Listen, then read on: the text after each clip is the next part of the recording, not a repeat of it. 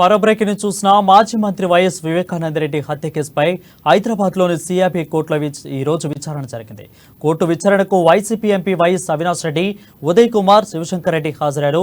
తదుపరి విచారణను CPI court November 3కి తేదీకి వాయిదా వేసింది.